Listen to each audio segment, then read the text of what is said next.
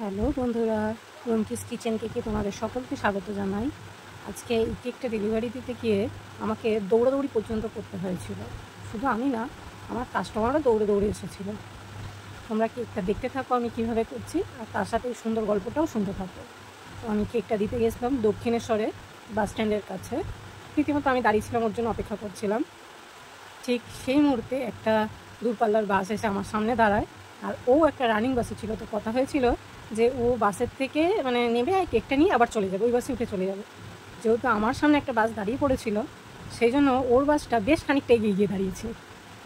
আমিও চাইছিলাম না যে ও আবার বাস থেকে নেমে আবার একটা গাড়ি ভাড়া করে যাক। তো ওকে দেখতে পেয়ে আমিও দৌড় লাগাই, আর ও বাস থেকে নেমে আমার দিকে দৌড় লাগায়। যাই হোক, বাসের কন্ট্রাক্টর দাদা বা ড্রাইভার দাদা ভীষণ ভালো ছিল, তারাও একটু খানিকক্ষণের জন্য দাঁড়িয়েছিল। ও কেকটা নিতে পেরেছে, নিয়ে বাসে উঠে যেতে পেরেছে। আমি বাড়ি ফিরে বেশ খানিকক্ষণ বাদে ওকে কল করে জিজ্ঞেস করি যে কেক ঠিকঠাক সমেত ও পৌঁছাতে পেরেছে কিনা। ও বলে হ্যাঁ, ও পৌঁছে গেছে। তো যতই হোক, একটা কেক ওর মায়ের বাচ্চার জন্য নিয়ে যাচ্ছে, কেকটা খারাপ হয়ে গেলে আমারও ভীষণ খারাপ লাগতো। যাক, কথাতেই আছে, শেষ ভালো যা সব ভালো তা। তো আজকের কেকটা এইভাবেই ডেলিভারি হয়েছে। আর তোমাদেরকেও আমি এই কেকটা যে দেখিয়েছি, দেখো কেকটার গোলাপ ফুল কীভাবে তৈরি করতে হয়েছে, বা কেকটা কত নিট অ্যান্ড ক্লিনভাবে আমি করেছি। তোমরা যদি একটু ভিডিওটা স্লো করে দেখতে পারো, দেখবে যে এইগুলো করা খুব একটা কঠিন না। একটু চেষ্টা করলে তোমরা সকলে এই কাজগুলো করতে পারবে। তো আমার এই কেকের ডিজাইনটা তোমাদের কেমন লেগেছে তোমরা অবশ্যই জানাবে।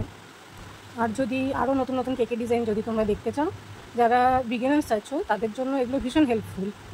তা আমাকে কমেন্ট করো, আমি অবশ্যই চেষ্টা করব আমার কাজের ফাঁকে ফাঁকে এই ভিডিওগুলো করার। আসলে এত তাড়া থাকে, সেই মুহূর্তে আমি সব কেকের ভিডিও করে উঠতে পারি না। যতটা সম্ভব চেষ্টা করব। আর এই কেকটা তোমাদের কেমন লেগেছে তোমরা অবশ্যই জানিও। ওকে, টাটা, আবার আসবো পরের কেক নিয়ে।